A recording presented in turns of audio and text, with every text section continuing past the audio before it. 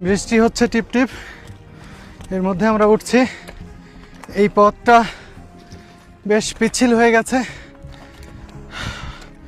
ভালো করে পা না ফেললে পা পিছলে যাচ্ছে। অসতর্ক হলে এখানে একটা দুর্ঘটনা ঘটতে পারে। যত উপরে উঠছি এই রংধনুটা ততই পূর্ণাঙ্গ রূপে ধরা দিচ্ছে চোখে। বন্ধুরা, আমরা পূর্ব দিকের সাইডে চলে এসেছি। এই যে দেখুন, এখানে লেখা রয়েছে ইস্টার্ন পার্ট, ইস্টার্ন টেরেস।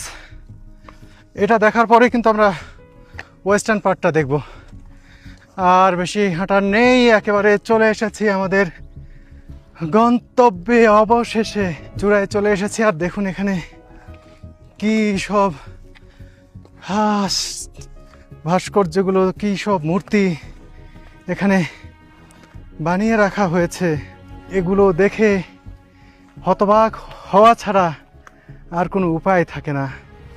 কত শত বছরের পুরনো ইতিহাস লুকায়িত রয়েছে এইসব ভাস্কর্যের গায়ে, এসব মূর্তির গায়ে। এটা কল্পনারও অতীত।